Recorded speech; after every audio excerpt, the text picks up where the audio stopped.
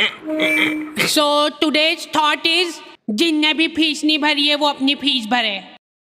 हाँ, हमारे स्कूल में जिन भी बच्चों की फीस नहीं भरी होती थी उनकी सामूहिक बेइज्जती होती थी। और उससे भी ज्यादा दर्द की बात यह है कि वो जो बच्चा थॉट पढ़ रहा है उसने भी फीस नहीं भरी है। स्कूल वालों ने इंटेंशनली उसको वो थॉट दिया था ताकि उसकी अंतरात्मा भी बेइज्जत फील करे। उस दिन हम सब बच्चों को असेंबली में 2 घंटे तक खड़ा रखा था क्योंकि हमारी प्रिंसिपल मैडम ने दिन रात मेहनत करके कोई सा तो नारी शक्ति का अवार्ड खरीद लिया था। लास्ट 2 पेटी बोल रहे हैं लोग। बाप रे, 2 किसको बोलते हैं आपको पता भी है? 2 में तो नहीं। हाँ। लेकिन मैडम आप मानोगी नहीं, आपके पहले जितने लोग आए उनको मैंने 4 पेटी से कम में दिया नहीं किसी को। चलो उठा लो इसको। अरे उसको नहीं, लाश को। ठीक है। मैम आपको दिख रहा है ना सामने का? राम नाम।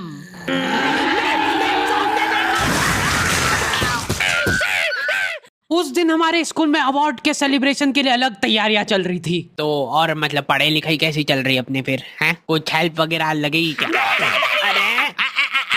अरे मैम का स्केच। हाँ, हार्डी को बोला तो था। मैं स्कूल में स्केचेस का धंधा करता था, 100 रुपए प्रति स्केच और लड़कियों का फ्री में। मैंने एक बार चमेली का स्केच बनाया था। उसने बनाने का बोला नहीं था, मैं खुद से बना के ले गया था। वो देख के वो एकदम इम्प्रेस हो गई और उसने जाके अपने बंदे को दिखा दिया। ये देखो हार्डी ने बनाया, कितना अच्छा बनाया यार, हूबहू लग रही हूँ मैं एकदम। उसका बंदा राजेश और उसके साथ 2-4 लौंडे लपाड़े और बहुत स्केच बनाना आ रहा है देखो आजकल। हमारा भी बना दे कभी। अरे भाई पर हुआ क्या?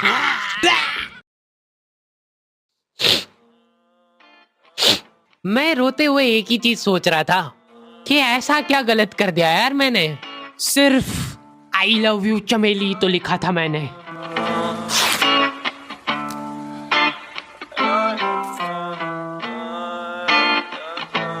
नाम तेरा है ही क्या मुझको तो खबर नहीं, गलतियां ये सारी उन रातों की है। जिंदगी तो चल रही मैं मगर थमा हुआ, शायरी ये सारी मेरी बातों की है। नाम तेरा है ही क्या मुझको तो खबर नहीं, गलतियां ये सारी उन रातों की है। जिंदगी तो चल रही मैं मगर थमा हुआ, शायरी ये सारी मेरी बातों की है।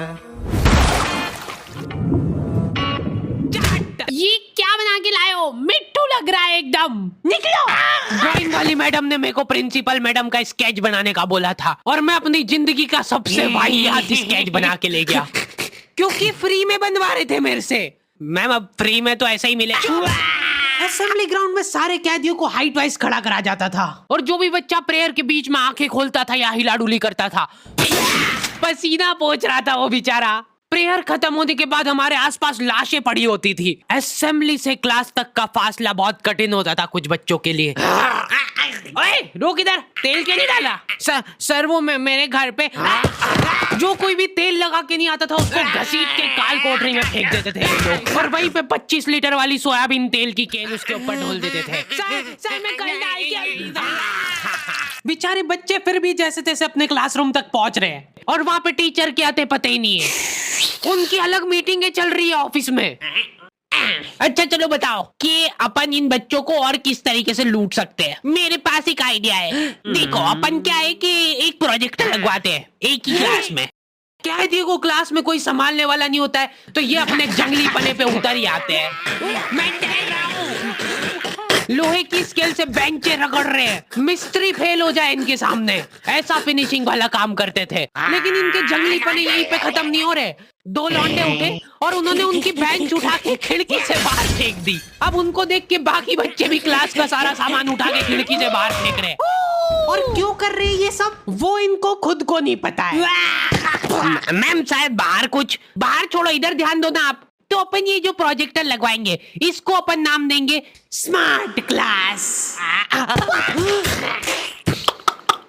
और उसकी अपन लेंगे अलग से फीस। ठीक है, पर कभी किसी बच्चे ने नहीं दी तो? अरे भूषण जी, फीस पेरेंट्स देते हैं, बच्चे नहीं।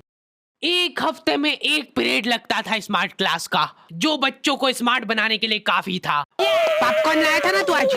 खोल टिफिन, मूवी चलेगी अभी मूवी। ये लोग ऐसे बैठे कि अभी लड़की आके मुजरा करेगी इनके सामने।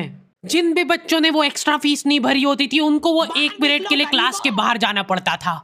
ये सब हरकतों में ही 10-15 मिनट निकल जाते थे। उसके बाद टीचर आके जैसे ही प्रोजेक्टर चालू कर रही है उसकी आधी स्क्रीन जने कहाँ सीलिंग पे ही चढ़ रही है। तो अब उस स्क्रीन को फिक्स करने के लिए एक एक्सपर्ट आदमी को बुलाया जाता है। हाँ सही सोच रहे हो भूसाड़ा।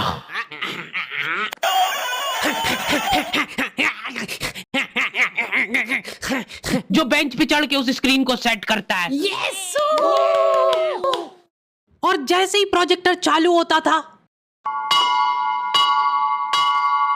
पीरियड ही ओवर हो जाता था और जो गरीब बच्चे बाहर खड़े थे उनमें से गलती से एक ने क्लासरूम में झांक लिया। क्या देखा तूने? है क्या देखा? मैम कुछ नहीं, बस एक लाइट जलती हुई दिख रही थी मेरे को। 10 रुपए लगेंगे तूने जो 1 सेकंड देखा है उसके। ये सुविधा के कारण हमारे स्कूल के बच्चे इतना स्मार्ट बन गए थे ना, एक बार एक बच्चे को गुस्सा आया तो वो प्रोजेक्टर की डिस्प्ले केबल उखाड़ के ले गया घर। और अफसोस उस दिन के बाद कोई भी बच्चा स्मार्ट नहीं बन पाया। मैम जल्दी चलो ऊपर एक केस हो गया। हमारे स्कूल में आए दिन कुछ न कुछ केस होते रहते थे, लेकिन ये केस थोड़ा पेचीदा था। हमारी क्लास के किसी बच्चे ने लव लेटर लिखा था चमेली को और वो लग गया टीचर के हाथ। तो ये अब केस बन चुका है पूरे स्कूल का। सारे टीचर लोग अपने काम धाम छोड़ के उस मुजरिम को पकड़ने में लग गए। जो टीचर लीव लेके छुट्टी मनाने गए थे वो आधे रास्ते से पलट के आ गए थे। ये सर आ गए। बेटा सही सही बता दो किसने लिखा है। अब ये 10-15 टीचर लोग आपस में डिस्कशन कर रहे हैं। सर आपने लिखा है तो बता दो, अपन बात दबा देंगे। फिर इन्होंने एक और एक्सपर्ट टीचर को बुलाया। बेटा सुन लो, मैं शकल देख के बता देती हूँ एक बार में कि कौन है मुजरिम। तुम बाहर जाओ। हाँ तुम भी बाहर जाओ। तुम भी। क्लास में सिर्फ 4 लड़के बचे जिनमें से एक मैं हूँ। बाकी सभी बच्चे इसके शक के दायरे में थे। उन सभी बच्चों को काल कोठरी में ले जाके टॉर्चर किया जा रहा था। बोल दे बेटा क्यों लिखा है। इधर मैडमों को अलग चीजों की टेंशन हो रही थी। इसने चमेली में मात्रा तक गलत लगाई है। अरे रुको, इसका बाप भी बोलेगा सच। बोल दे बेटा क्यों लिखा था। बस हाँ बोल, तूने लिखा था।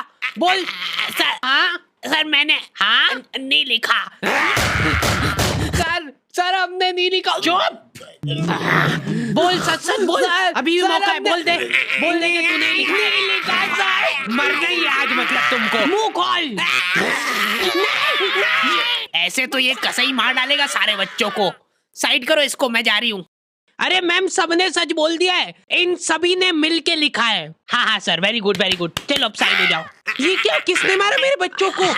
पानी पियो बेटा, लो पानी पियो। लेकिन उसके पहले मेरे को बताओ कि तुम में से किसी ने लिखा है या नहीं। इधर इनकी क्लास में अलग इन्वेस्टिगेशन चल रही थी। बेटा देखो, अगर तुमको आपस में भी किसी पे शक हो तो तुम लोग बता सकते हो खुल के, किसी से डरने की कोई जरूरत नहीं है। इतने में राजेश उठ के बोल रहा है, मैम मेरे को हार्डी पे शक है। तो पहले क्यों नहीं बताया? उसके बाद ये लोग मेरे को ही पकड़ के ले गए। अभी देखो मेरी शक्ल पता है थोड़ी सी ऐसी भोली टाइप है, तो मेरे को बचपन से ही उस चीज का एडवांटेज मिला है। जैसे किसी बच्चे से लड़ाई हो गई, सर इसने ही मारा है मेरे बच्चे को। नहीं ये नहीं मार सकता यार, इसको जरूर किसी ने फंसाया है। कुछ भी बोलो यार, लेकिन मेरे को नहीं लग रहा यार कि ये हो सकता है मुजरिम। बेटा सच बताओ तुमको किसने फंसाया है? बेटा देखो, अगर किसी ने तुमको फंसाया है तो उसका नाम बताओ। डरो मत, घबरा मत, सिर्फ नाम बताओ। हाँ बेटा, डरने की बिल्कुल बात नहीं है।